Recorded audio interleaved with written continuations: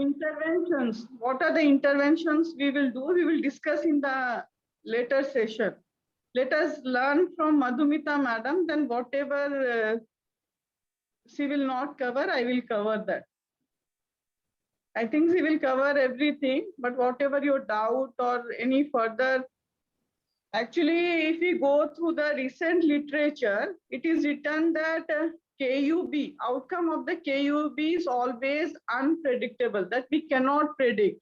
It always, whether it is pelvis dilatation or it is calyceal dilatation, the outcome is very unpredictable for KUB system. So why it is unpredictable? All queries will solve by Dr. Madhumita Mahanti madam. And if anything, any queries will remain, I will clarify at the end of the session. Thank you. That reassures me. Thank you, Preeti. Thank you, madam. Okay, anybody, shall we stop the pre-polls now? Yeah, I think we should stop it now and let Dr. Madhumita In go spite ahead. of so much of voting, the pre-poll, it has gone only up to 72%. Okay, Sambit, shall we stop the pre-polls? End the pre-polls? Okay, madam. Stop. Okay, madam. Okay. So those who have joined late, I'm introducing Madhumita to you once again. She's a very dynamic and proactive, gynecologist and obstetrician in mission mode. She has developed both ultrasound and laparoscopy equally, and her treatment in infertility also is quite far advanced, just short of IVF. And maybe she's launching IVF services also soon. And she's now presently Secretary of Indian Society of Assisted Reproduction of Orissa branch. And they're going to launch, they're going to hold the national conference in Orissa in near future. This year, she will be able to tell us when actually is the date, I don't remember. Then before, when she was the Secretary of IAG branch of Orissa, she was very, very dynamic, and she saw to it that all specialists upgrade their capabilities, knowledge and capabilities in gynae endoscopy also. And she has, from her own pocket, she used to spend and hold monthly meetings, monthly topics on endoscopy in JDM Hall. And those used to be a good gathering, even though it used to be in late evenings. And we really are indebted to her for that. She's gained this dynamism from her charismatic mother, Professor Sujata Mahanti, who was my teacher and my role model as a professional. And she also does a lot of social work and other things for women in Orissa. And most of all for you, she has agreed from the IFM members. She was the one who came forward also to participate in the online training sessions. And the topic which were distributed by Hasmukh sir was given to her, this topic, and she has long been preparing over it and interacting with Hasmukh sir. And now I request Madhumita madam to launch, to start her presentation. If Hasmukh sir, those who have joined late, if you want to like say something more about her. Excuse me, madam. Shall she start now? Yeah, I think she should start. Okay, Madhumita, please share your. You have already shared your screen. Make it a slideshow form. Namaskar, good evening, and greetings to Madam, Sir, and all my colleagues who have joined into this program. Thank you very much, Sir and Madam, for all the kind words. It has been a very good experience to be involved in these sessions. I have not only learned from it, and because of your kindness, I am also able to participate in this program. It's indeed a big honor. So today's program is about the fetal urinary tract. And I was told by Sir and Madam that we need to confine ourselves to the issue of basic training principles. So what we are doing today is distinguishing between the normal and abnormal appearances of the urinary tract in our mid-trimester scan. I hope you can hear me, Sarj. Yeah, we can hear Yes, you. yes, you're quite audible. Very can- clear. Something has happened to my screen is not moving. 1 second, 1 second. I just get some help.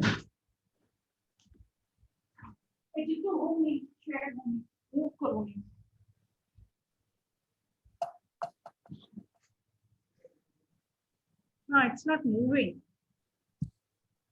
In that Ah. case, Now it's moving. yeah, now it is Yeah, moving. yeah, now it's moving. Now So it is our moving. learning objectives today would be to describe how to obtain the two planes required to assess the fetal urinary tract and umbilical arteries correctly, recognize the differences between the normal and the most common abnormal ultrasound appearances of the urinary tract. So it's very basic. We must see what is normal. And once we know that what we have seen is normal, we automatically rule out the common abnormal ultrasound appearances. So what are the key questions today? The key ultrasound features of plane 13, that is the kidneys. The key ultrasound features of plane 14, the bladder. The probe movements that are required to move from plane 13 to plane 14, and abnormalities that should be excluded after correct assessment of planes 13 and 14. So by this time, all of us are Madam, acquainted. sorry, by- madam, your slides are not moving. It is moving. Is there a change? Maybe some network issue. Network issue, it's Sorry? taking some time. Yeah, it is because the network, it must be slow, but it is moving. It is moving. It's moving, I thought. It's moving. Okay. Okay, so I'll continue. By this time, all of us are quite well versed with the 20+2 planes. This is the basic steps that we follow when we are doing a mid-trimester scan. So we focus in the plane 11, 12, 13, and 14. 11 and 12 are the transverse sections of abdomen, and from plane 12, in which we see the transverse section of left kidney and pelvis, right kidney and pelvis, and plane 14 with the transverse section of pelvis, bladder, and both umbilical arteries. Now, what are the requirements from each plane? In plane 13, we see the left kidney and pelvis and the right kidney and pelvis in the transverse section. And what are the things that we exclude? The bilateral renal agenesis, renal pelvic dilatation, and cystic renal dysplasia. And we measure the renal pelvis when we think it is enlarged. In the transverse section of pelvis, we can see the bladder and both umbilical arteries, and we can confidently exclude a 2-vessel cord or any lower urinary tract obstruction. So now moving through these planes, we see the longitudinal section of the fetus as we can see here, and then we go to the transverse section at the thorax and then move down to the abdomen. We see the plane 11, 12, and 13 and 14. So this movement is in millimeters. We must remember that we have to move very slowly. So we slide from 12 to 13 and have some minimal rotations, and again slide from 12 to 14 to get the right plane. In this picture, this is the plane 13, kidneys. We have the longitudinal section. The baby is back up. We must remember that we should not put too much of pressure because the baby tends to wriggle in this mid-trimester. So it has to be a very light pressure. We shouldn't put too much of pressure on the fetal back. We see the longitudinal section of the spine, and at the lumbar region, what we do is we rotate counterclockwise and gently angle the probe to visualize the kidneys. Some amount of angulation is required.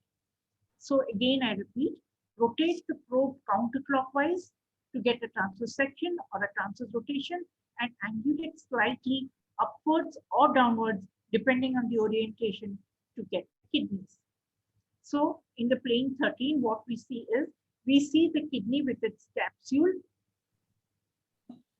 the renal pelvis, This is the renal pelvis, this is the capsule, and the renal parenchyma. This is slightly hypoechoic to the surrounding bowel. And the bowel may be mistaken for the kidneys. But what we can focus on, we can try to look for the renal pelvis, which will be having some little amount of fluid. And we must remember fluid is always a friend of the ultrasound. So we locate the fluid, locate the renal pelvis, and we locate the kidneys with the renal capsule.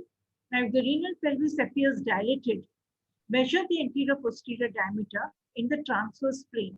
Now, the word appears or subjectively dilated is, yes, debatable. But as we go down our career and we see a number of cases, initially we can measure, but then it does become subjective. If you think it is dilated, we must measure and note it down. Always assess the kidneys in two planes to avoid errors.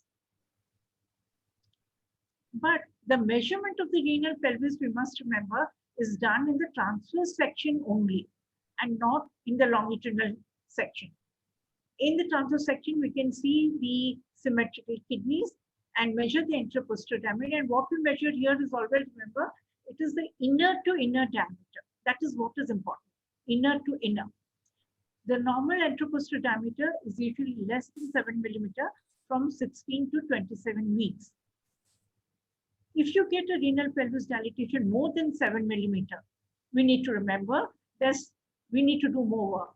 We need to look or evaluate the fetus further to look for other markers if it is available, or maybe refer to a specialist. So on this slide, we must remember measurement is never done in the coronal plane because the pelvis looks a little bit dilated when you do the measurements in this plane. Plane 14, slide down from 12 to 14. And here we can see the bladder and the umbilical cord.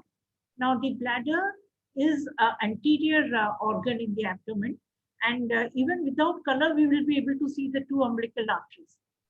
And it is very important to note this because again, you need to do more work if there is only a single umbilical artery. This is also assessed better if color is added. If you do a Doppler when you are seeing the bladder. Now coming to the amniotic fluid. Whenever you see a good amniotic fluid around the fetus, rest assured that the kidney is definitely functioning. At least one kidney is functioning well. So it is a surrogate indicator of renal function. Starts increasing from 15 to 16 weeks. Yes, sir? No, participants, please mute Please yourself. mute yourself. Don't disturb. Kindly. So this amniotic fluid starts increasing from 15 to 16 weeks. And we are to remember that kidneys are the primary source of amniotic fluid from 15 to 16 weeks. Good fetal activity is a sign of normal amniotic fluid volume. So this amniotic fluid volume assessment is a friend of ours, which indicates about the kidney. Now this is again a longitudinal coronal section in which we can see the bladder in the lower abdomen, the stomach in the upper abdomen, and the central bright echoes is the small intestines. This is a picture, as I've already mentioned, in which when we see the bladder, putting the color box is very important because not only are we assured that what we are seeing is the bladder and other cystic structures in the pelvis are excluded, plus we are assured that the umbilical cord has two arteries and one vein. So this is what are the normal findings. Now, once we have seen these findings and recorded it, we can be assured that certain abnormalities of the kidneys and bladder are being excluded. The renal agenesis, it can be unilateral or bilateral. In the transverse section, when you see that one of the kidneys is absent and the other kidney will be C, it is unilateral. And whenever it is a unilateral agenesis, we must remember that the other kidney is functioning. So we will see the bladder. The amniotic fluid volume will be normal if the single kidney looks normal. Renal agenesis can be bilateral. In this case, so now we know that there is no urine being formed. So obviously at 16 weeks, there will be severe oligohydramnias or anhydramnios, the uterus will be seen hugging the baby. The baby will not be moving. And the transverse section will show both renal fossa empty. And there is an absent bladder on persistent scan. So we need to remember again that this is a very serious condition. It is not compatible with life. And we need to refer if there is severe oligo or anhydramnios with persistent non-visualization of the bladder, even if amniotic fluid is normal. So coming to this very interesting flow chart, we focus on the bladder. If the bladder is seen and the amniotic fluid is normal, we are happy. We don't need to work more. But if the bladder is seen and there is an oligo or anhydramnios, again needs more evaluation and maybe a referral to a higher center in which a fetal medicine specialist can look into it. The bladder is not seen, and if the amniotic fluid is normal or it is oligo or anhydramnios, we need to refer the patient. So presence of a bladder and normal amniotic fluid is indicative of one or both functioning kidneys. Now coming to renal pelvis dilatation. Again, as I've already mentioned, it's subjective. As we gain in experience, we know when to measure. And if the measurement is more than 7 millimeter anteroposteriorly in the transverse plane, it is renal pelvic dilatation or urinary tract dilatation. It can be of varying degrees. It can be unilateral or bilateral. Mild is when it is up to 7 millimeter. More than 15 millimeter is a severe renal pelvis dilatation. As you can see here, not only is the pelvis dilated, but also the peripheral calyceal systems. You can see that the cysts are all communicating. This can be static, it can progress, or even resolve as the gestation progresses. Now coming to cystic renal dysplasia, can be again bilateral and unilateral. Now what we see here is the kidney, the whole architecture has been replaced by small cysts. But these cysts are not communicating. You can see some echogenic renal parenchyma in between. Even here, the cysts are not communicating. So it is a multiple cystic spaces of varying sizes. They are non-communicating. It has an echogenic renal architecture, and anhydramnios is usually present when bilateral non-functioning kidneys are present. It can be unilateral. So here we can see in the first picture, the left has multicystic dysplasia. And in the right, the kidney looks normal. And here, when we can see that the bladder and confirm it with the top. So single functioning kidney, the bladder and amniotic fluid volume is normal. This is very important and we need to remember that. The differential diagnosis here would be renal pelvic dilatation, vesicouretic reflex in the contralateral kidney. Now sometimes you can see bilateral enlarged bright kidneys.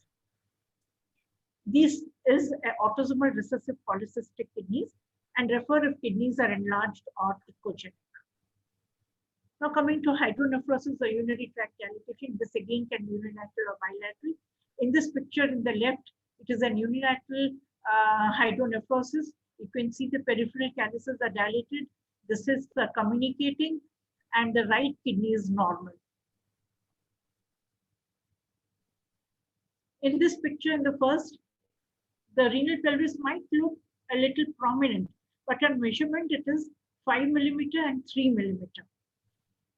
In the middle picture, the first renal pelvis measured 7.9 millimeters, and in the left one, it is 16. So this is definitely dilated. So it's a unilateral hydronephrosis. But here, the picture looks like a bilateral renal pelvis dilatation. As we cannot see the kidney here, we cannot say whether the lower urinary tract is also dilated and there is an obstruction there. So the bladder appearance. Bladder appearance is very important. Here in this first picture, we can see that there is bilateral renal pelvis dilatation, but the bladder appears normal. So most likely it could be an upper urinary tract obstruction, PUJ obstruction. But in the second picture, see the bladder is also dilated. You can also see the posterior urethra which is dilated. So it's a lower urinary tract obstruction. Now coming to obstructed bladder or a megacystis, it's a very large distended bladder, anhydramnios, is commonly associated, and bladder outlet obstruction is the most likely cause. Single umbilical artery. Now, once we have put color when we see the bladder, we are assured that it is the bladder, and we see when we see two umbilical arteries. In case you see one umbilical artery, that means the umbilical artery has, the umbilical cord has one umbilical artery. And this again tells you that further work is needed to reevaluate the fetus further for other soft markers and aneuploidies. So what are the key points that we take back from this basic assessment of the fetal urinary tract? Fetal kidneys are to be assessed in transverse and sagittal planes. Identification of the kidneys is by means of the renal capsule and fluid in the renal pelvis. Renal pelvis diameter should be more than 7 millimeter is abnormal. It should not be more. It should be less than 7 millimeter, and more than 7 millimeter is abnormal. Amniotic fluid volume is an important determinant of the renal function. Use of color Doppler over the area of cord insertion into the abdomen parabladder helps identify the umbilical arteries. So now we come to the end of our basic protocols that we should follow when we are assessing the fetal urinary tract. Now, I would like to say that I am actually a gynecologist practicing ultrasound over 15 years, and I'm convinced that yes, ultrasound is a part and parcel of our practice. We just cannot do without it. So I have collected some pictures at random, and we will just walk through them. And I would invite sir and madam and even Preeti to help me in case I miss out some things. And we revise what I have just told you over the principles of fetal urinary assessment of the fetal urinary tract. So in the first picture, what we see here is the transverse section of the abdomen. We can see the spine at the 12 o'clock position. What we see here is there is shadowing of the spine, and we can see the two kidneys on both the sides. So here, how do we know it's the kidneys? We can see the renal capsule, which is a little echogenic. There is normal parenchyma and brightness of the central kidneys. So by seeing this, I think we can rule out agenesis. We have two kidneys here, and there is certain amount of amniotic fluid we can see, so they are definitely functioning. And what we need to see also that sometimes if you cannot see the kidneys, we need to look for the kidneys in other parts of the abdomen in case there is any ectopia. Just now, Preeti has told us that it moves from the pelvis to the upper abdomen, and it can be placed anywhere in the abdomen. So if you don't see the kidney in its place, in its location, we need to locate the kidneys. In the other picture, this is the longitudinal section of the kidney. So always remember, kidneys have to be assessed in the transverse and in the longitudinal section.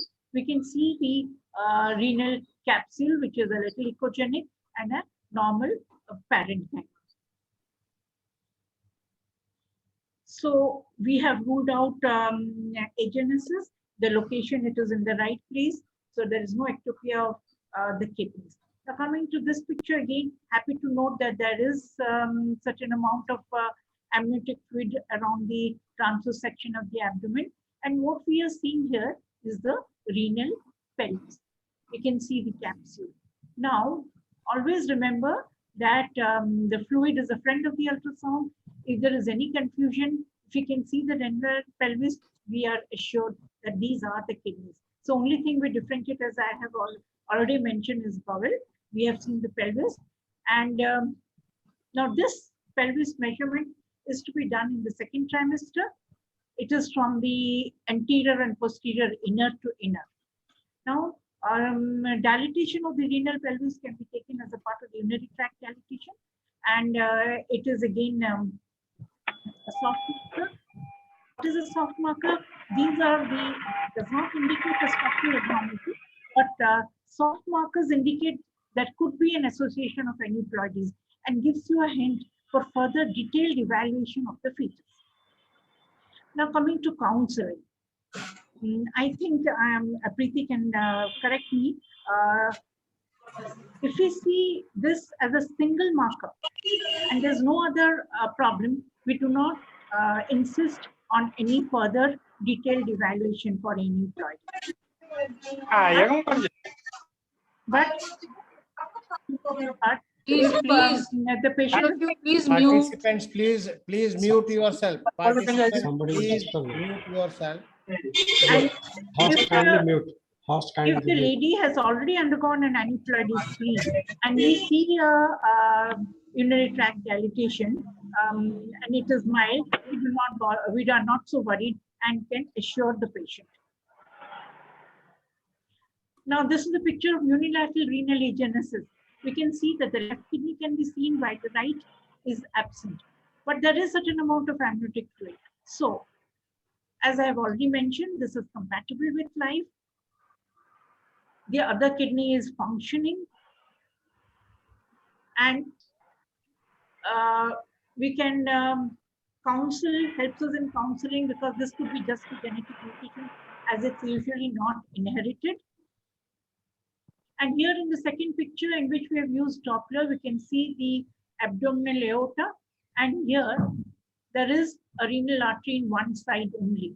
And as the kidney is absent on the other side, the renal artery is not seen. Another point that I would like to discuss here is we will see the adrenals. This picture is not very clear. And we can see the adrenals.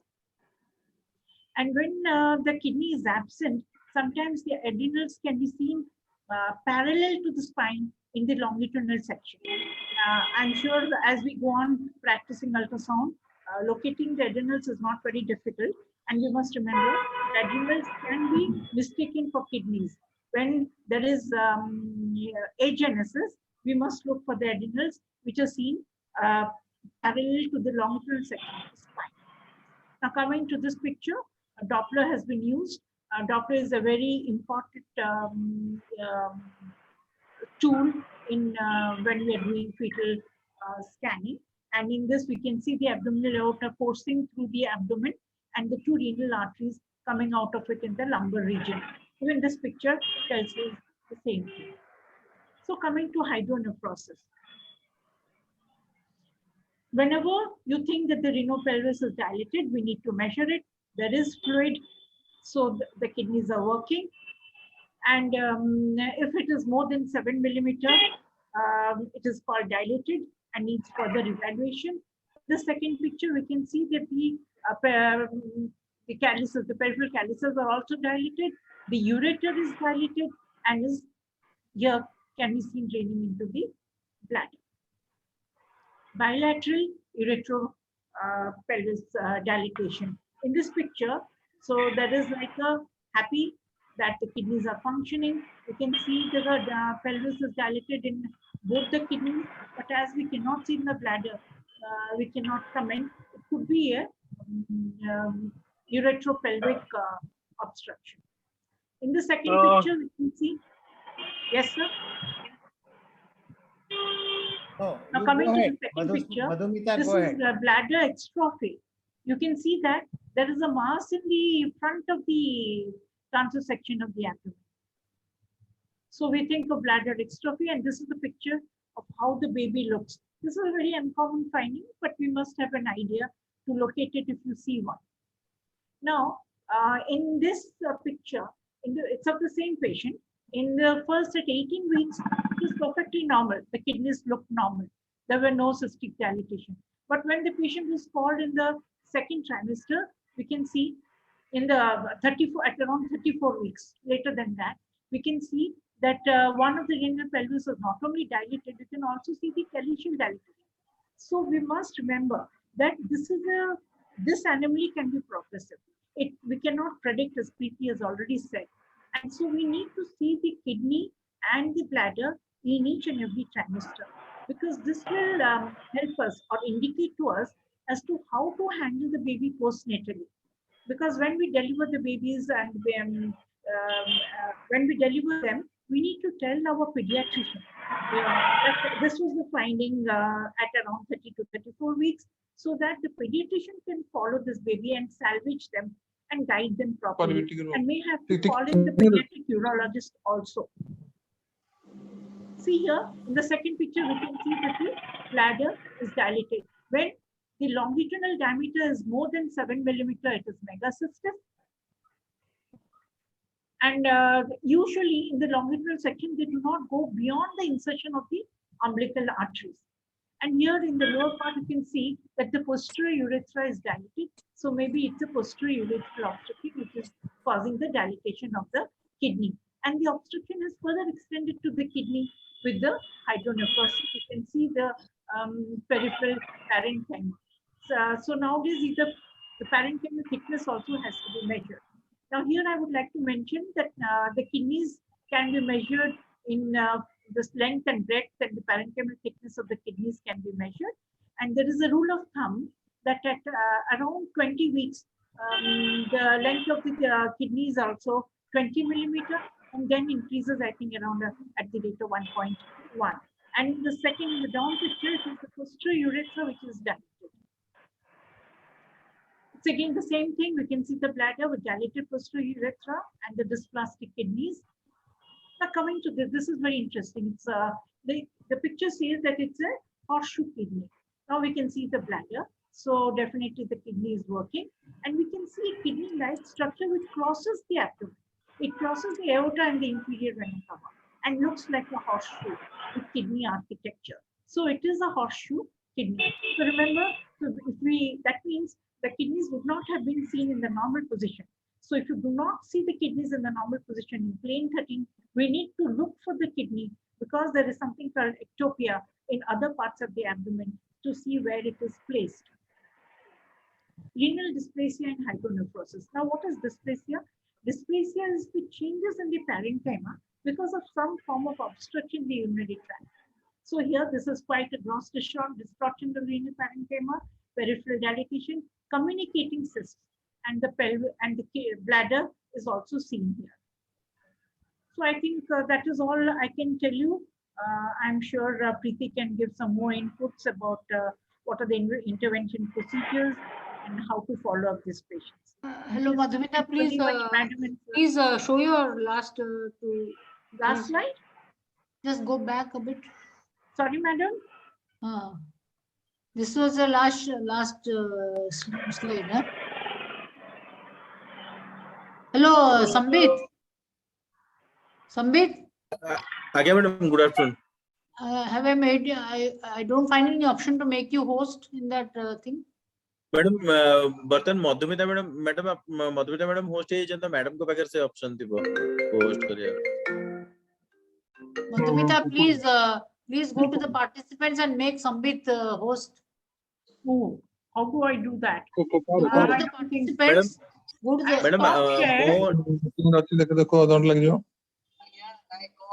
I stopped sharing, madam. So I think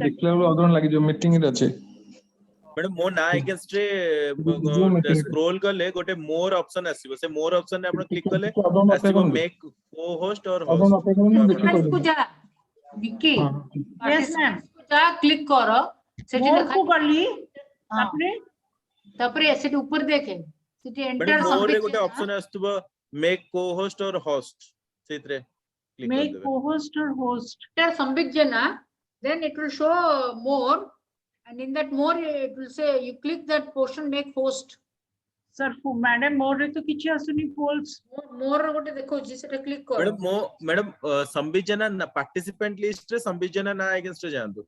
अच्छा आगे हां गली 1 second Sambit जना पड़े गला पूरा दिखिबो पाइलु पाइली संबित जना तापरे कोन करबी सही ना अगेंस्ट टिके राइट को नियंतु स्क्रॉल कीटा नेले सेटा मोर गोटे ऑप्शन आस्तबो डॉट जोटा अछि सेरा क्लिक करन डॉट जोटा अछि ताकू क्लिक करन ना सर टिके रुंतु हां मोर करली सेथरे अछि option make host no do you want to change the host to to Aravinda Naik.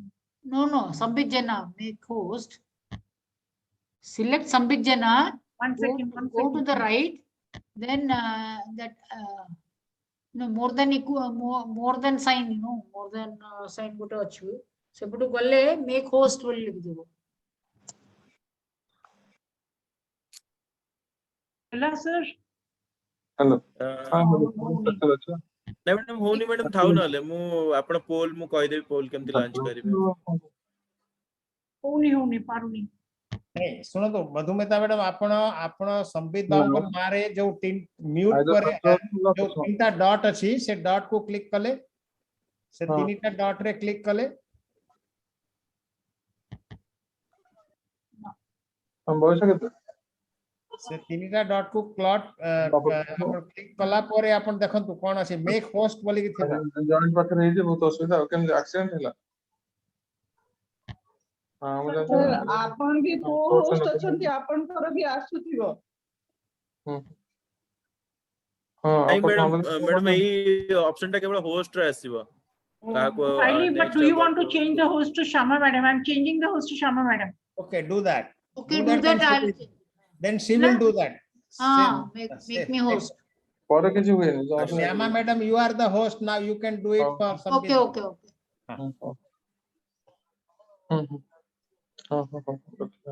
Sambit Jana kode gala.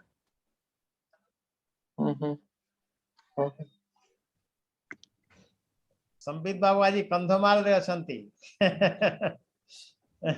He is always traveling. Make host, hey gala. Yeah. आगे madam Samrendra, be ready. Sir, namaskar. Namaskar. You are the next person to speak. Sir. So, thank you, Madhumita, for a very nice, smooth, lucid presentation, which is very, very important for whatever basic requirements are there for our specialists in the periphery. And it was a very good presentation. Now we ask Preeti Madam to give her expert opinions and what to do when they find any anomalies and whatever inputs our specialists require. Preeti Madam, please. Yes, I think good someone evening, madam. question. If kidneys and pelvis are normal, why refer? No, it's not. If it's normal, there's no need to refer. No need to refer. Actually, when we systematically examine the kidney, ureter, and bladder, that in short we tell as KUB system. So with this KUB system, we need to evaluate the Likert volume because it truly reflects the functions of the kidney as well as of the bladder. So we need to see all these things. During the first trimester, we see for the renal artery bifurcation and the bladder only because the presence of bladder shows that kidney is functioning. Whereas in the second trimester, at around 16 to 17 weeks, when the kidney starts functioning, we can able to see the kidneys very clearly at around 16.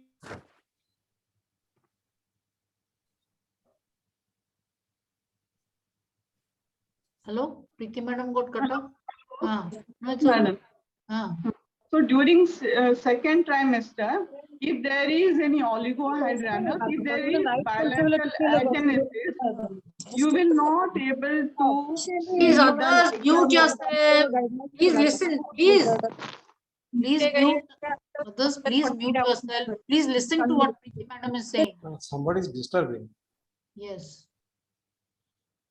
So from second, if there is no Likert in the first trimester, that doesn't indicate that kidney is abnormal because kidneys start functioning only after 16 weeks.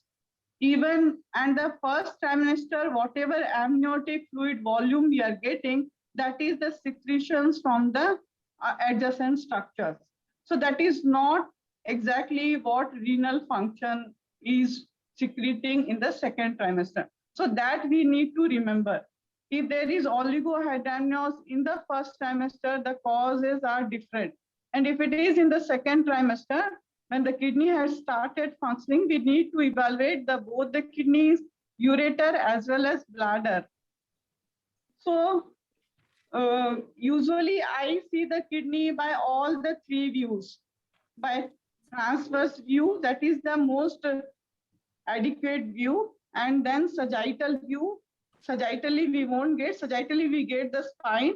We move little left or right, that is the parasagittal view, to see both the kidneys. Just below the stomach will come the left kidney on the left parasagittal view, and just near to the portal vein will come the right kidney. So these two sagittal kidney we need to see. And if we rotate how madam has told, Madhumita madam has told, just you have to rotate it from that view to 90 degree to get a transverse view. And the third view is the coronal view, where we do the renal artery.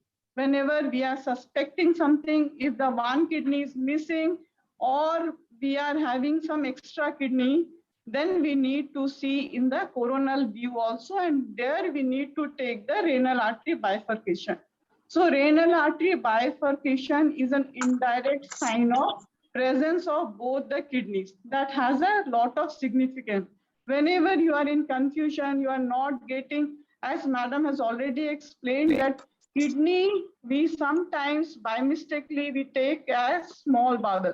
Any small bowel loop we can correlate it with kidney, and to separate it with kidney we need to see the renal parenchyma perfectly.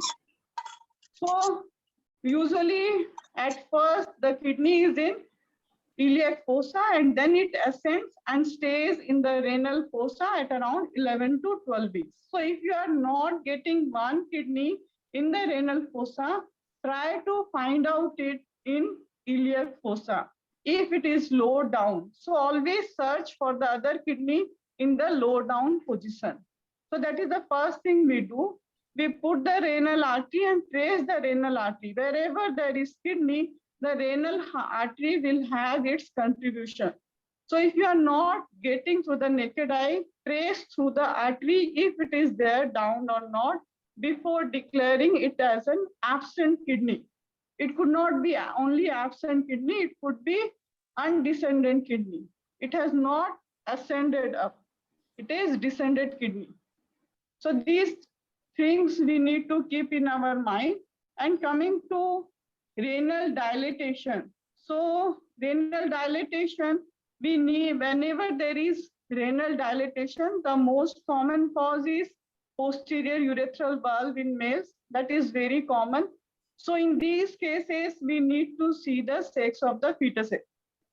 As per recent guidelines, 2022 ISO guideline, there is a new guideline which has recently come some 10 days back, 2022 mid-trimester anomaly scan guideline. In that they have written that even in the countries where there is PCPNDT Act and all, you have to be sure that normalcy of the fetal sex should be there. So when we are putting up those charts, even though we don't disclose it to the patient, we need to see that these things should be normal. Okay, so whenever there is PUV, we will get those keyhole sign appearance and the lower urinary tract obstruction, that is lutotypes we will get. And how she has shown beautifully the PUGI obstruction, that is the upper urinary tract. Whenever we are finding any type of that renal pelvis calyceal dilatation, we need to have systemic evaluation of the kidney till where it has affected. It has affected only the renal pelvis, or it has extended further to the calyceal system, or it has gone till the corticomedullary junction, or it has affected the renal parenchyma. So these are the 4 parts of the kidney, and based on that, we need to decide whether the kidney's function is maintained or it is lost. If it is till the renal and the calyceal system, till the pelvis and calyceal system, that is both central as well as peripheral, the outcome of the baby is good. And if it is involved, it has started destroying the corticomedullary differentiation, and if it has reached the renal parenchyma, the prognosis of the baby is guarded. So we need to take decisions based on the what stage that obstruction has affected the renal calyceal system. Next thing is ureter.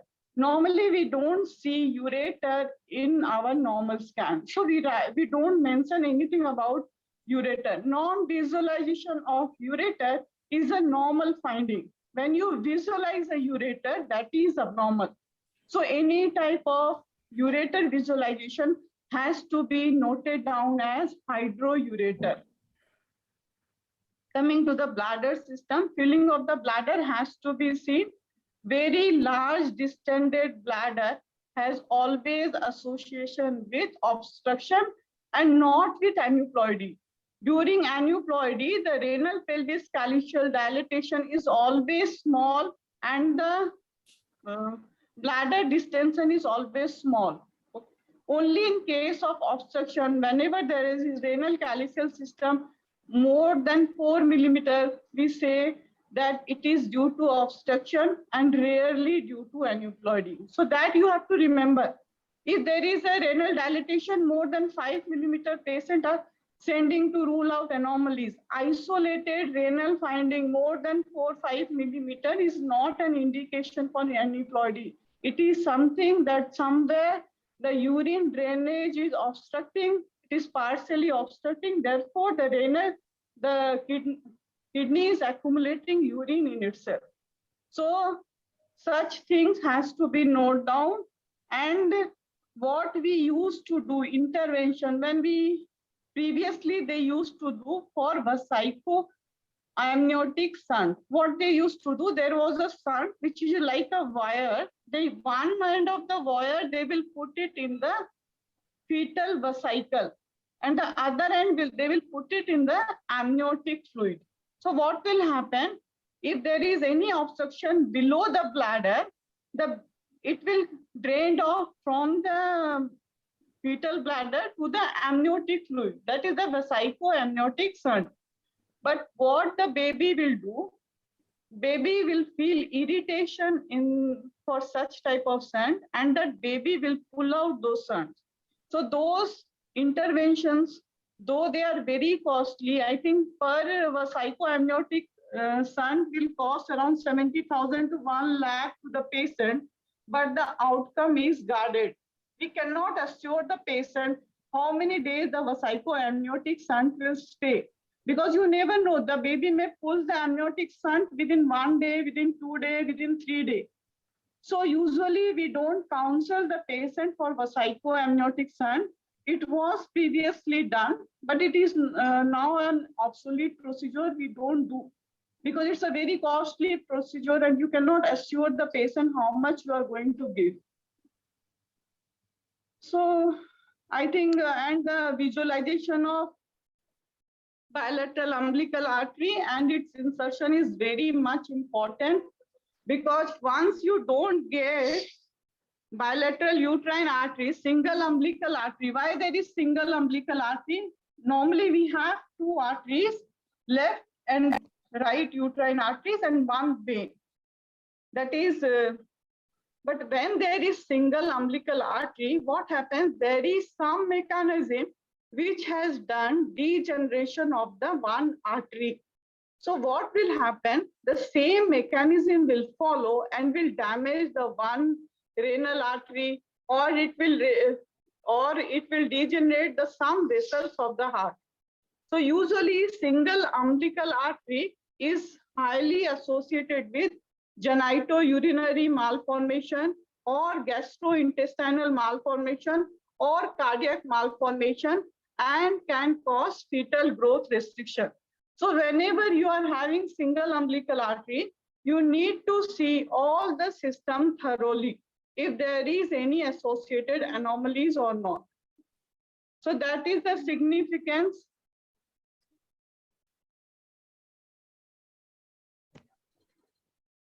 Yes, we can hear you. Hello. Yes, Yeah. Yes. madam. You're audible. Thank you very much for your input.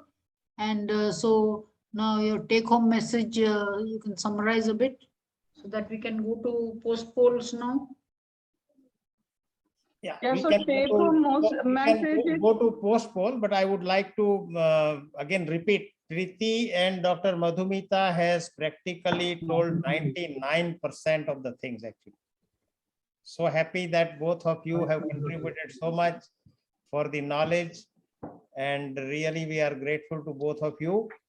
And what I would just say some practical points as to what I do, right? In my day-to-day practice, what I do. There is a chat question. When will we call it megacystis? Yeah. There's a post poll question on that, a pre poll also, I think. There was, I think, Madhumita This showed is this the term slide. which is generally used in the first trimester. So first trimester, any longitudinal diameter which is more than 7 millimeter, we call it as megacystis. Again, as I have told that 7 to 15 millimeter, if the diameter enlarges from 7, in between 7 to 15 millimeter, the causes most likely is aneuploidy. If it is more than 15 millimeter, then causes is more likely obstructive. There is some lesion which is obstructing the urine to come out. So if the dilatation is between 7 to 15 millimeter, you need to send the patient for amniocentesis or chorionic villus sampling based on the gestational age. And if the diameter is more than 15 millimeter, then definitely the baby has outlet obstruction. Please throw some light on multicystic dysplastic kidney, as Ashish Mahathya's asked. Yeah. Multicystic dysplastic kidney. In multicystic dysplastic kidney, you will get lot of cysts or 1 cyst, 2 cysts, any number of cysts. You will get mainly if it is more than 4 to 6 cysts, we call this multicystic dysplastic. So in multicystic dysplastic kidney, what will happen? Now it can affect either a single kidney or both the kidney. If it is unilateral affection, then we need to see the renal parenchyma. How much functioning renal parenchyma is there for the production of urine. So if these cysts are in the periphery and your renal parenchyma is intact, that renal functions will be done. So our work will be over. So we need not bother for those cysts. If it is something that is a large cyst distorting the renal parenchyma and renal architecture, then we need to remove such kidney. And if one kidney is normal, then the patient have normal outcome. That patient can live as long as we have lifespan. So there is no need, if you see one kidney to be normal, then the longevity of the baby cannot be questioned out. Means you can continue the pregnancy, and you need to counsel the patient that following the delivery, you have to remove this kidney, the one which has affected. If it is bilateral kidney, again, then you need to see the renal parenchyma and the amniotic fluid volume to see how much it is functioning. If the amniotic fluid is adequate, that means kidney is functioning. And in those cases, we can continue the pregnancy. Only if it is bilateral affection of the multicystic dysplastic kidney and there is less liquor oligohydramnia, that means there is no functioning renal parenchyma in between, such babies should be terminated. Usually the major difference between multicystic dysplastic kidney and hydronephrosis, these two things has differential diagnosis. We generally confuse between these two, but usually in hydronephrosis, the renal cysts are communicating with each other, whereas in multicystic dysplastic kidney, the renal cysts are non-communicating. So in this way, you can differentiate. Although they are multicystic, they're really echogenic, I think. And but in hydronephrotic also, there will be slight echogenic because of stasis of urine for prolonged time. That will also cause some type of echogenic kidney. Okay. Now I think post-poll questions have been launched. Please attempt all the post-poll questions. You will find, I think you will answer them all now. Since so very clearly Madhumita madam and Preeti madam have discussed, I think most of you should get all the questions correct. They're quite simple questions. Yes, Ashish, indeed your query was answered. So all of you start answering the post-poll questions. Once you've done that, each of the questions will be discussed by Dr. Hasmukh Lal. Please start answering. Why only 0% have participated? Start, please, requesting all of you to start participating. And I thank Mr. Saroj Panigrahi. With your effort, at least today's attendance is also above 90%. And it should be much more. And also through you, I thank all the DMRCH and hospital managers who have managed to convince the specialists to attend in a larger number. But this number must be still large. And please remember, all participants, you are not escaping from our news. When we go on-site visit, we will take a questionnaire with us, which we will not take. Actually, the managerial team of the whole state, headed by Saroj Panigrahi, they will be taking the questionnaires to you in advance of the on-site visit, and your answers will be collected. So those who have been attending thoroughly, sincerely throughout all the sessions, obviously their questionnaires will have a greater number of correct answers. Those who have not attended, they will be easily identified, and the directorate will take notice of that. And directorate is very seriously looking at it, because do you know, this training, if you had paid for it, it would have cost you 2.5 lakhs. As Hasmukh sir gave me an input, this training is given to you free, and that too you are not attending, which means what is your commitment to the state and commitment to the women you are dealing with, the mothers and fetuses. So you have to attend in larger numbers, you have to attend it conscientiously, you have to read the e-books, and ahead of the on-site visits, the managerial team will be taking the questionnaires to you, and you will have to answer the questions. There is no option, and easily you will be identified if you have not attended. So start attending from this session itself and start reading and looking at the PowerPoint presentations of the previous sessions also, and read the e-books. Prepare yourself. Otherwise, you will be easily identified if you're not attending, and your level of commitment will be exposed to the government. 2.5 lakhs you would have had to spend if you would have taken this course from another private agency. And it is the greatness of Hasmukh sir and all the trainers and Preeti madam and Ashok Khurana to that effect. What a big dream come true he is. An international specialist is coming, ultrasound expert is coming down to discuss with you and every session. So don't take it at your stride. You have to be worthy of what you are getting. Please answer the pre-poll, post-polls. Please hurry up. I think all of you should answer correctly. Please. Those who have joined late, you will make mistakes.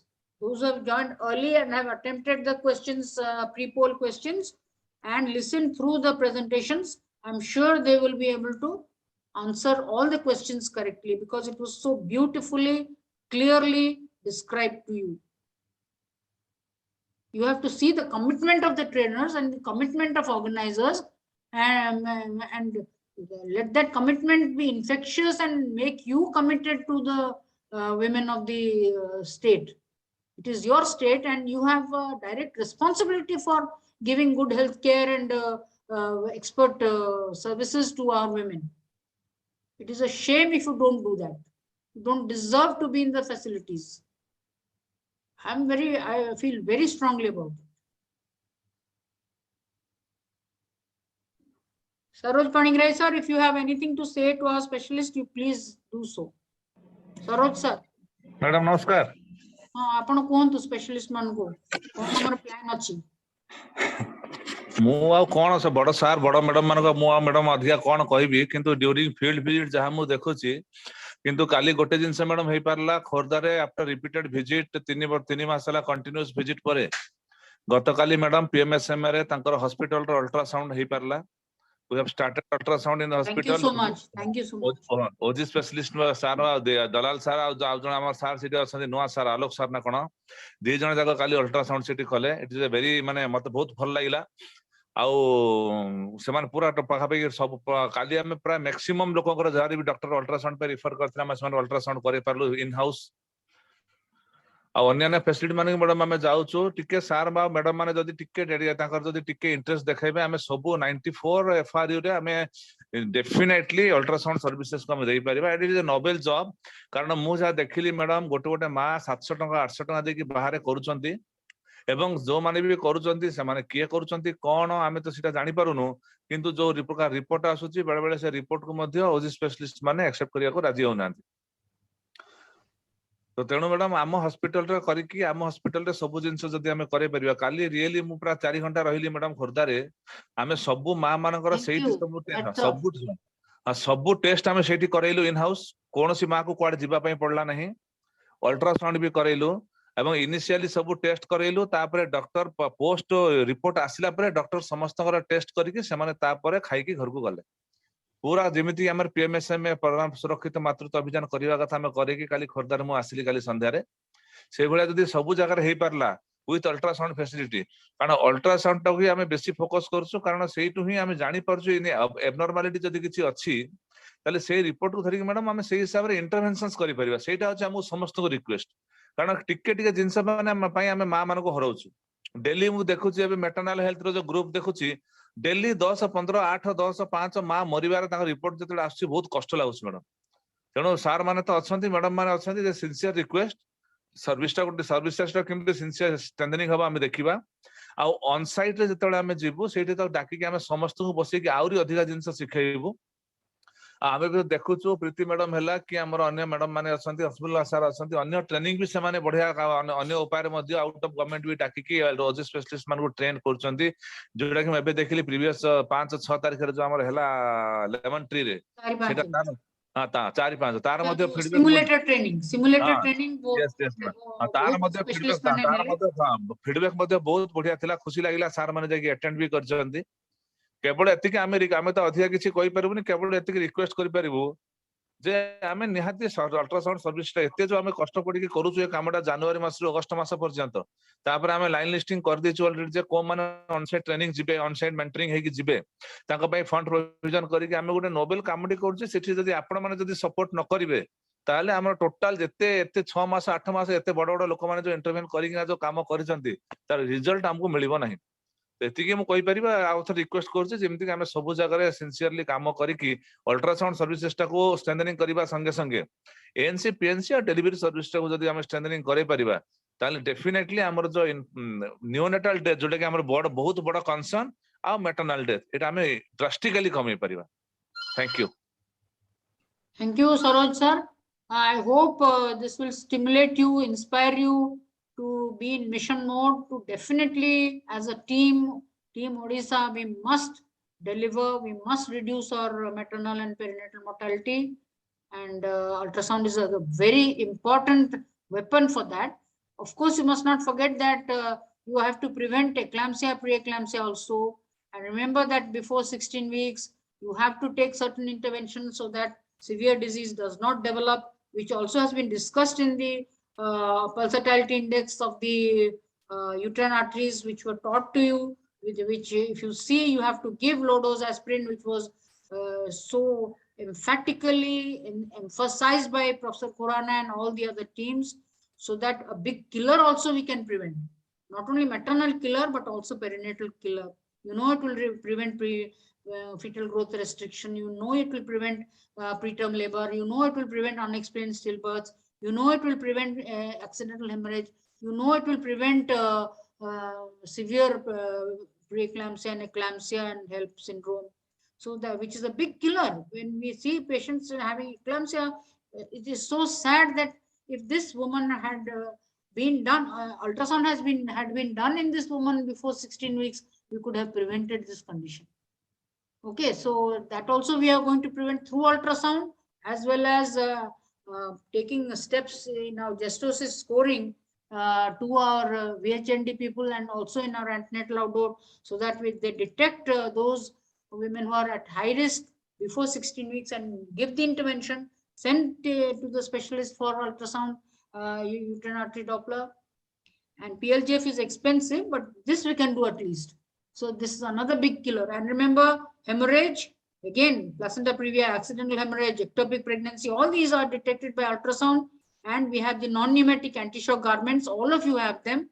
If you don't have, please contact Saroj sir, Saroj Panigrahi sir, and please immediately see that the non-pneumatic anti-shock garments are with you, and you wrap them up. If you can't manage immediately, just wrap them up. Ask your sisters to wrap them up till you can come to the OT and deal with it at your facility. Or if you don't have the facility, or you're too busy, you can send it to a higher center, wrapping them with the non-pneumatic anti-shock garment.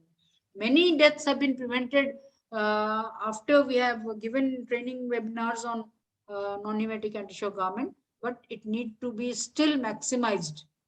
So 3 big killers we are going to prevent.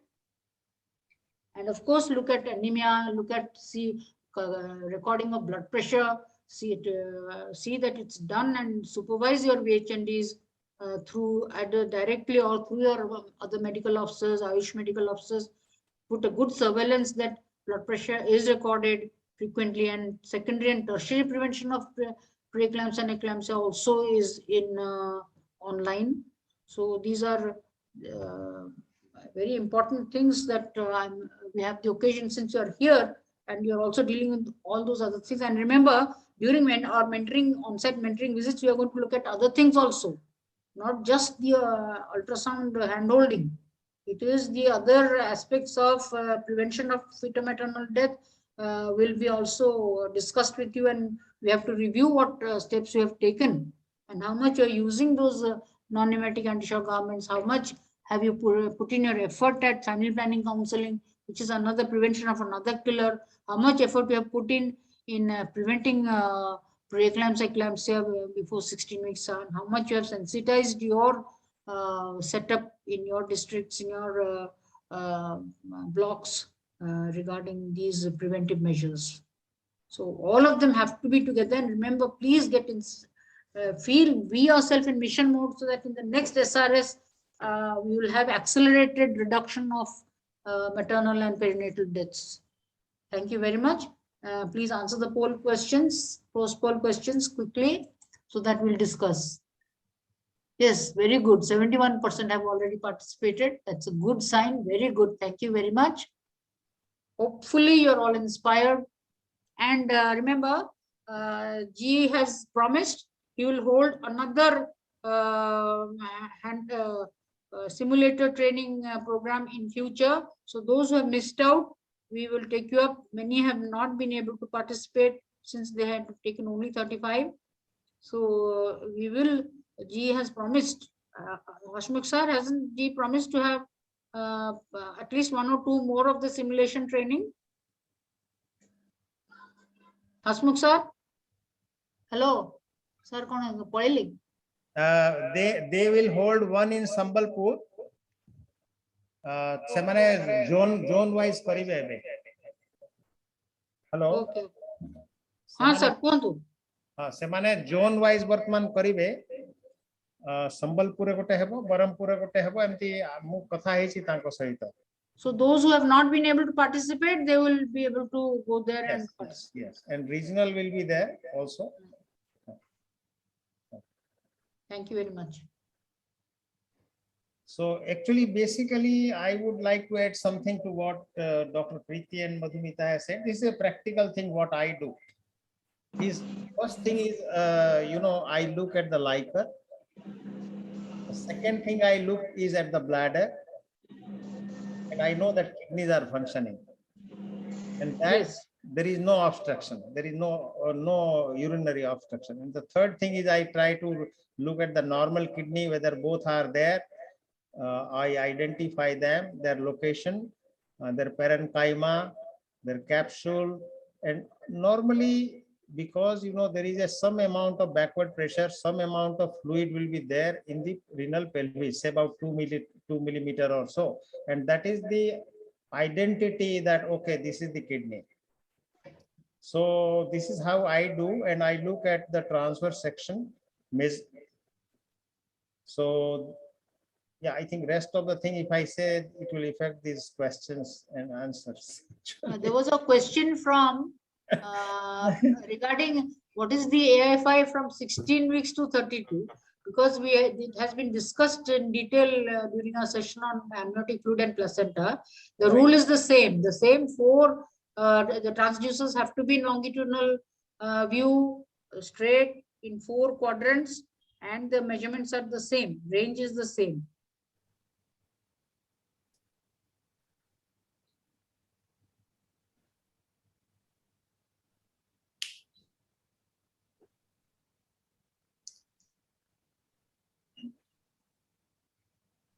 So I think the amniotic fluid, then the bladder, and then the kidneys. This is the order we have to look to actually.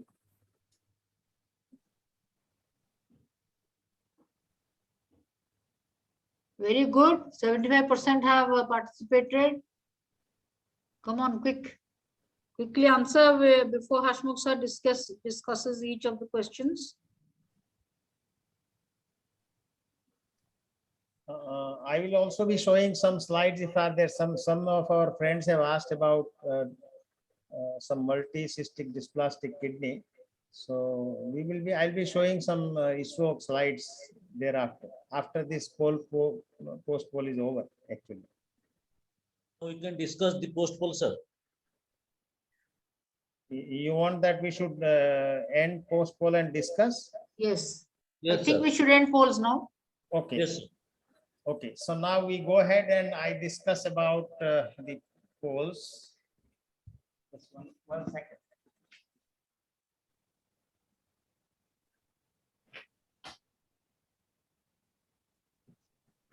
Our first question is, which statement is false in the following? Kidneys are identified. We have discussed it. Dr. Madhumita has already told that capsule is the identity. Then normal kidneys are bright and echogenic. This is not true, because bright and echogenic kidneys are they are a sign of genetic abnormality or some other kind of problem. So B is the wrong answer. B is the response. False. B is false. B is false. I think how many people? More than 70 or good. Pre and post poll difference.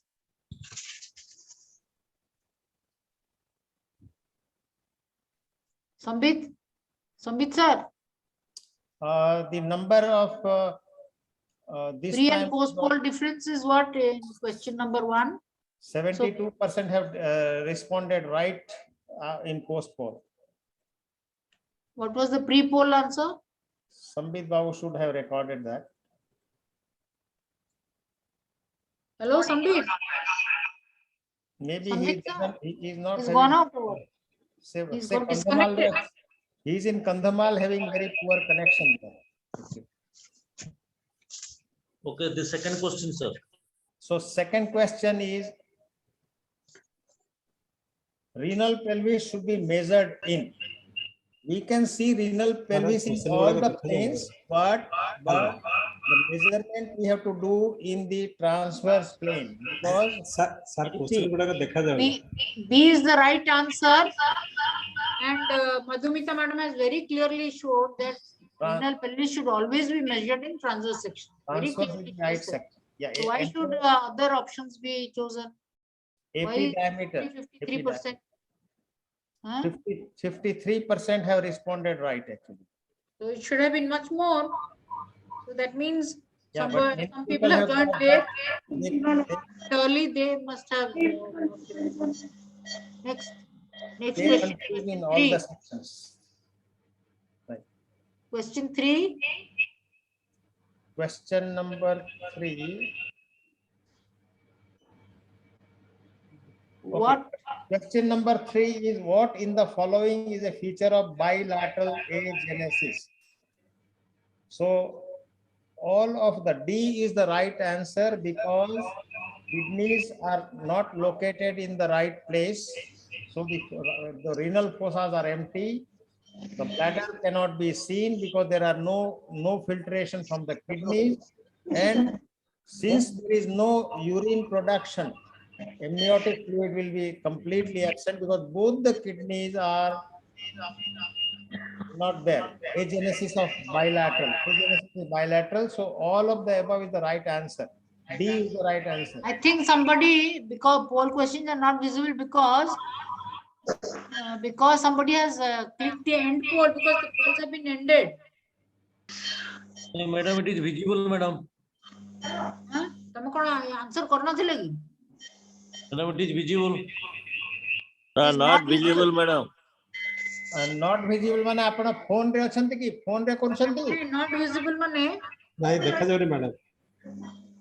କଣ ହବ? Mobile phone ରେ ଦେଖୁଛନ୍ତି କି? ନା ନା ନା PC ରେ Visible ହଉଛି କି? ନା Majority କେମିତି madam. ଦେଖିଲେ ତାହେଲେ? Majority ଦେଖିଲେ ତ? ନାଇଁ ଭିଜିବଲ ହଉନି। Sambit sir, where are you? Check the polls. Polls को click करो। अरे polls जोठी अच्छी तले लाइन टा इटी क्लिक करो नले मोबाइल जब देखो मोर रे polls रे देखियो। Madam, it is visible now. Discuss the question number 4. Question number 3 is over. Yeah. Yes, madam. All of the above 95% have answered. Very good. Then question number 4. Question number 4. Question number 4 is which of the following is a false statement? So he jota achi je any cystic structure in the pelvis is suggestive of urinary bladder. It is not right because the bladder may be absent and there could be an ovarian cyst also which could resemble a urinary bladder. So confirmatory, how do we confirm? We put color and on the both sides of the bladder we see the presence of umbilical artery. That is the identity of urinary bladder. So C is false. C is false. Any structure cannot be a bladder. So C is the best response. Yeah, C To is the question. Then question number 5. Question number 5. Question number 5 is renal pelvis is considered dilated if it is more than 7 is the right answer. Dr. Madhumita has Those who have given wrong answers means they have joined late. They have not listened to the presentation because 4 and 5 are definitely not the appropriate answers, and 1 or 2 have answered 2 millimeter. So more than 7 clearly Madhumita madam has mentioned, and even Preeti madam has also reiterated. So those who listen carefully, they must for them the answer 77% have answered. It should have been much more. Okay. Question number 6, sir. Question number 6 is megacystis is diagnosed when longitudinal bladder diameter is more than 7 mm is the right answer. Up to 7 mm it is right. Anything above 7 to 15 is mild and anything above 15 is very large. So more than 7 is the right answer. 76% have answered correctly. Yeah. And question number 7. Question number 7 is select the false statement in the multicystic renal dysplasia. Multiple B is the wrong answer because in multiple dysplastic kidneys the cysts do not communicate. They are non-communicating. So the best response is B. B is the right answer. Then question Sir, number D or 8. D? Hello, Agya. sir, D, cyst are non-communicating. Multiple cystic Non-communicating is the right answer, but you have been Yes. asked to say which is false. which is false. Sir, sir. False means cysts are communicating. It is a false statement. So Okay, that okay. is the best response to this question. Okay. Madam. So correct. It is actually cysts are communicating. So non-communicating. So you have been asked what is false. Yes, madam. Cyst are communicating. is the Rest right of answer. them are correct answers. Only the false answer is this. Yes, madam. यदि accurately सुनिबो निश्चय सेटा select करिवो. Next. Question number 8. Which statement is true? Kidneys are the primary source of amniotic fluid from 15 to 16 weeks. It is true. Good fetal movements are observed if amniotic fluid volume is normal. Good.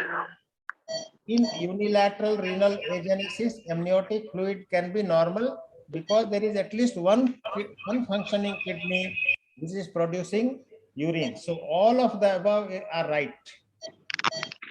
E is the right answer. Sir. And question 9. Question number 9. Which of the following is true? Megacystis between 7 to 15 is associated with aneuploidies. Yes, sir. Megacystis above 15 mm is mostly due to lower urinary tract obstruction.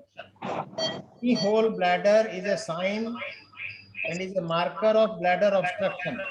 So all the above are true. All of the above are true. D is the right answer. Very good. 88% have answered correctly.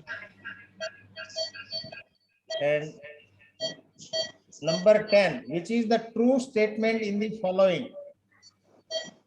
Number 1, bowel and kidney may have the same echo texture. Echogenic kidneys can be a sign of genetic pathology. And C is in pathologic conditions, size of the kidney is enlarged. So all of them are right. All the statements are right. Okay. Now, Hasmukh sir wants to present some visuals. I would try to show you some images they have.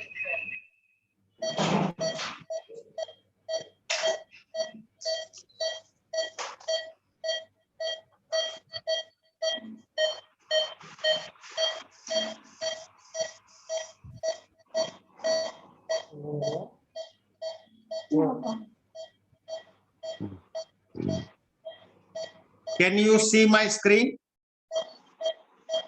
Hello? Yes, we can. So yes, sir.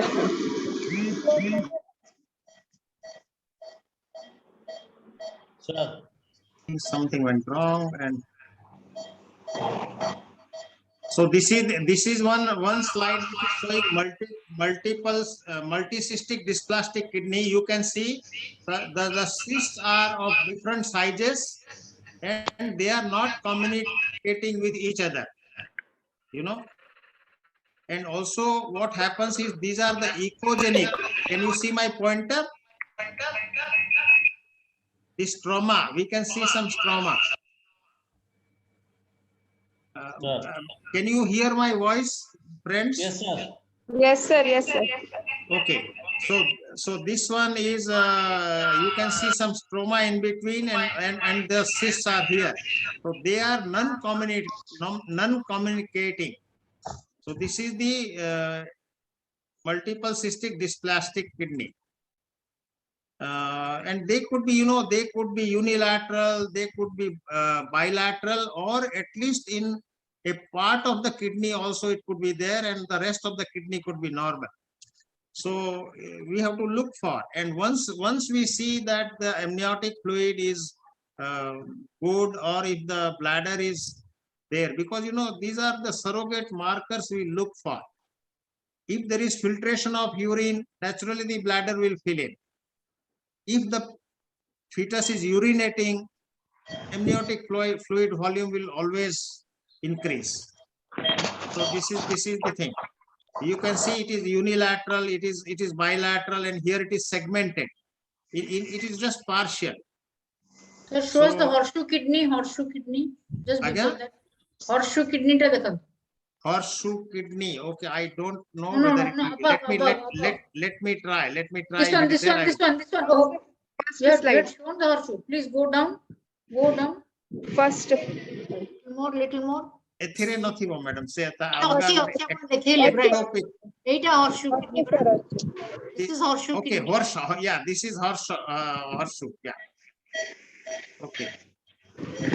Horseshoe kidney. That means here it is horseshoe kidney with one-sided multicystic dysplasia. Horseshoe. What it happens is the lower pole of the kidneys are united by an isthmus. So always in the midline, we will see a part of the kidney which is very thin, and both the lower poles are united. So megacystis ta jane pacharuthile eta this is confirmatory. Like see here, when we see two vessels by the side of the bladder, this is confirmation that it is the urinary bladder. These two vessels are confirmatory.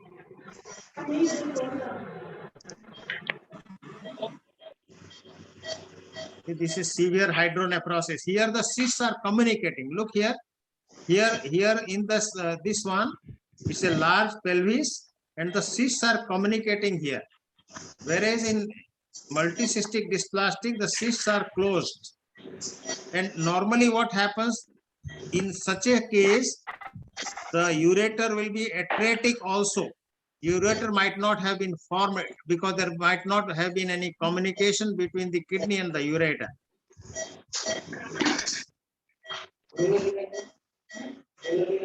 So should I show you some megacystis? Is it you want participants? Eta dekhantu, eta hochi dekhantu cyst guda. Eta ko grape bhaliya disibo, multicystic bunch of grapes bhaliya thibo eta. Look at the ureter. Look at the ureter, how it is. It is very thin. It is atretic ureter. Eta. This is how on a macroscopic view, cadaveric view, eta disuchi apana.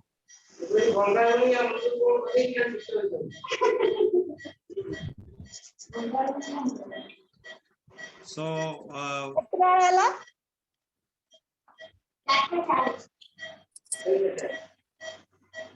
should I show you some megacystis? Yes, sir. Yes, sir. Good, sir. Megacystis you want to see? Yes, sir. Yes, sir. Okay, let me try and find out if it is there. Yes.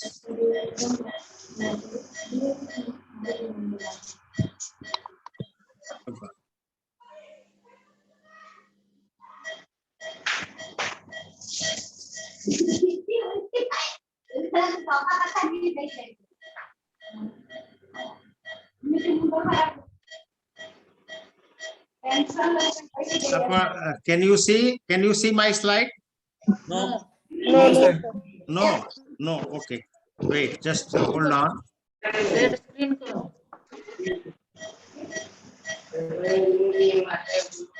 Screen share karo.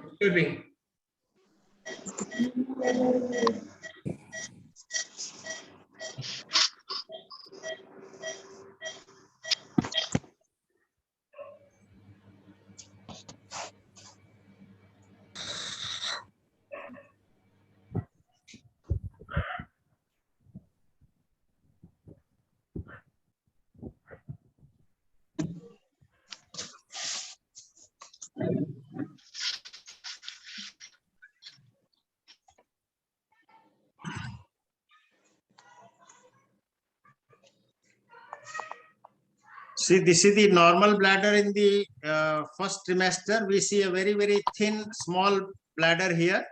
You can see. And look here, the normal bladder in the second trimester, it doesn't go above the, cord insertion.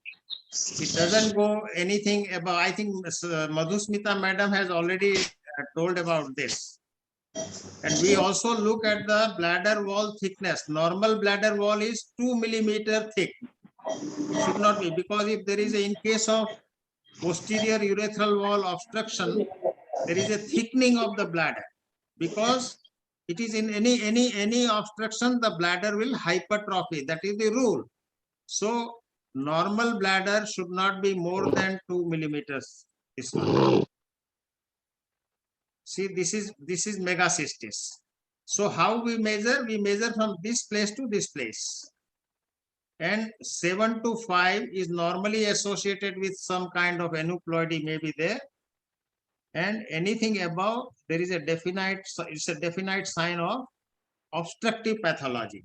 And you know, megacystis also is transient. That's why, see, always we try and look at any pathology by calling the patient again. Many times it could be a transient finding also. Let us say there is 9 millimeter. It will be a transient, and I think Dr. Madhumita also told something about hypotonia of in genetic problem. So because there is a hypotonia, with any fluid structure will swell up very easily.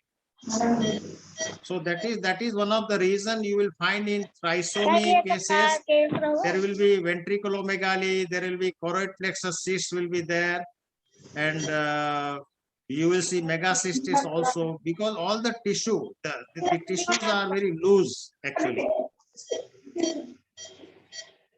See, this is megacystis. See, this is how we measure. Can you see my screen? Yes, sir. So this is how we measure from one point to this point. See, it is measurement is here 7.81 here.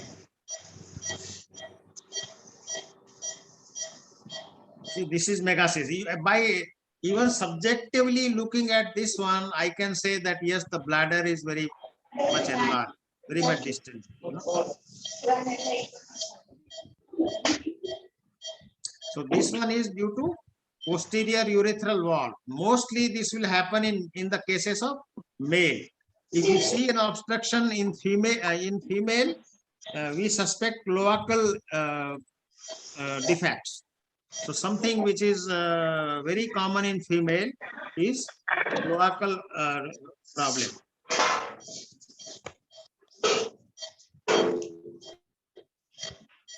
So this is the keyhole sign, looks like a keyhole, you know, megacystis. And this is because of the posterior urethral wall.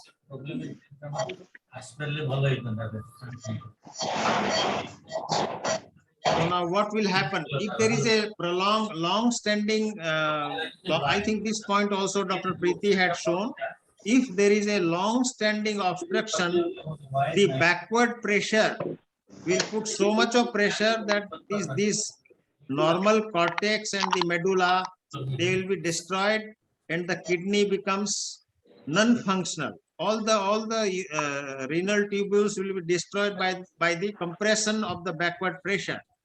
So it is important that earlier the pressure is relieved, the chances of salvaging the kidney is there. These are the complications. So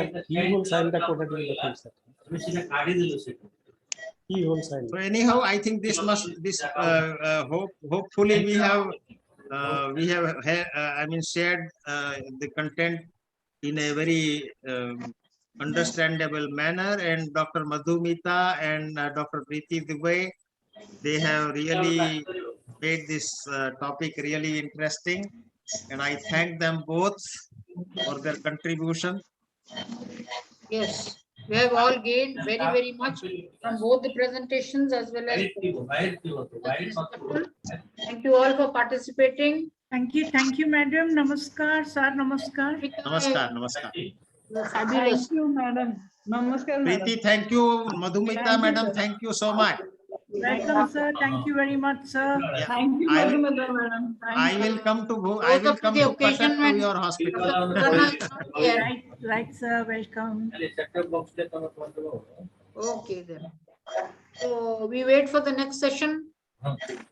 Next session is by Samarendra Mahapatra, and I think that is the last of our obstetric module, and thereafter we are just sharing, making a decision of normality and abnormality.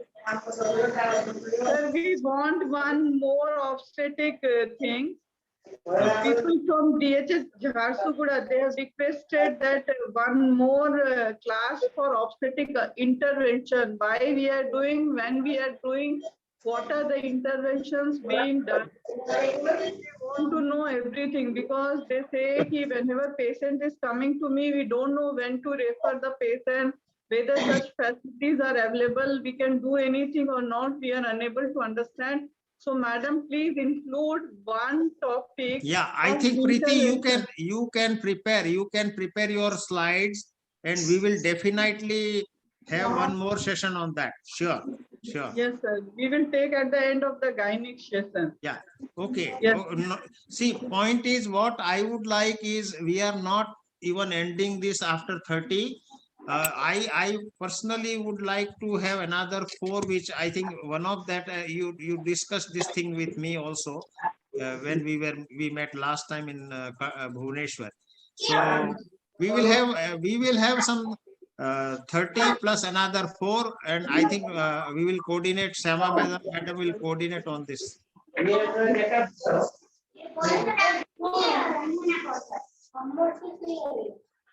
Yes, Nihar, it was indeed excellent. Madhumita and Preeti madam and Vishnu sir inputs. And please, don't forget, it is a holistic approach, and all causes of maternal mortality you have to address. And thank you very, very much. So we are waiting for the next session by Dr. Samarendra Mahapatra. Last but not the least, he is himself a fetal medicine specialist. Samarendra is doing great work in my area. He lives only 30 kilometers from me. Yes. Thank you, sir. he is doing great work. Not only that, and besides he So does all of you must join in large numbers. Yeah. Okay, ask your colleagues who are not attending. They will be identified by the directorate very easily. We have designed a format for that.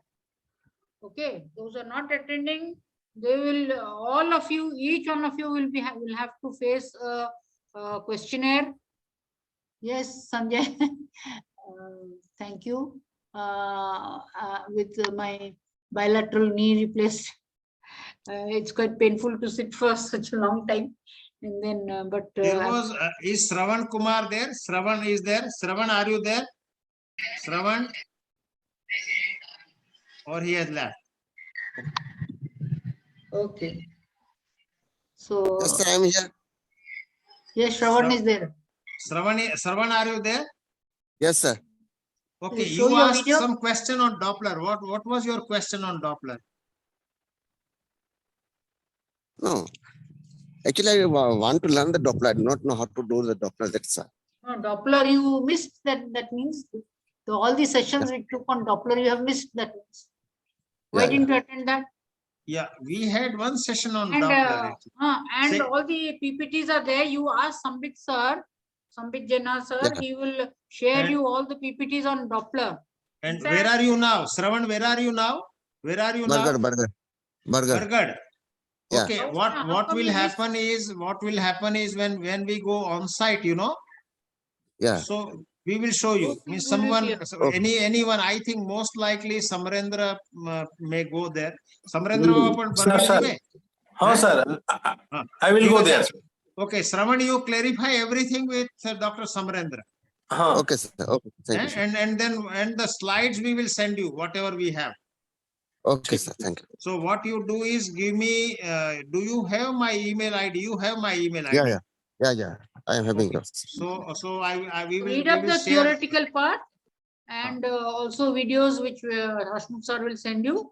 And then on-site, during on-site visit, you shouldn't have missed all the sessions that we went through. So much of pain, care, all the trainers have given, and it is very sad that full strength is not attending. You can't take things for granted, you know. You have to be committed. Okay. Yes, ma'am. Okay, as a Okay. team, full team Ame- throughout the state, we must tighten our belts to see that we deliver and show it to the rest of the country. ଆମେ ଆମର actually ମୋର ଇଚ୍ଛା ଅଛି ମାନେ ଆମର ଇଚ୍ଛା ଅଛି ଆମେ ଯୋଉ at least ଦୁଇଟା session entirely we want to hand over to Preeti Dubey and Chinmay Rath, and we will give the topics ourselves, means we decide the topics. Preeti, is it okay? I think, Preeti. And whatever you decide, sir.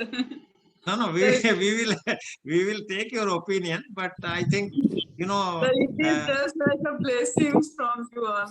yeah, I think both of you at least duita आपण करंतु जोटा कि हमें समस्तଙ୍କୁ से समय रे हमर एई group रे करिबा आ बहुत भलो हेबो. Thank you, sir. Okay. And we'll also find out, we'll ask the government to sort of smoothen out the process of referral process to which site. Maybe radiologists in your area could handle some of them. If they can't handle, then we will tie up almost like a PPP mode with private public partnership kind of thing with fetal medicine specialist, maybe Preeti and Hasmukh sir and Josna Panirai. So to address our problems for counseling and other things. Okay, then shall we end here? Amara Mala Sibal madam has agreed to come during gynec session ro duita session re asibe boli That will be yes, great, she has great. promised. Yes. She has promised. Thank you, sir. Thank you Very namaskar much. madam Seva madam tale I take your permission and go now. Same here also. We all Because will my go, sir. knees are now aching. We all will go, My sir. position. Thank you all very, very much. Thank you, ma'am. Thank you. Thank you, madam. Namaskar. Thank you. Namaskar. Now walking and all that. Much of the pain has reduced, but still it's there. No, some stiffness, some pain. is still- नहीं नहीं आपण धीरे धीरे चली जो एटा माने I think you will be and you are mentally so strong, so you know. 1.5 month lagibo madam. Huh? 6 weeks. Again. Thank you, Preeti, very, very much for these inputs, which were very precious. Thank you, madam. Thank you. Shall we leave? Sambit, Ah. shall we end the meeting? Namaskar. Sambit has disappeared.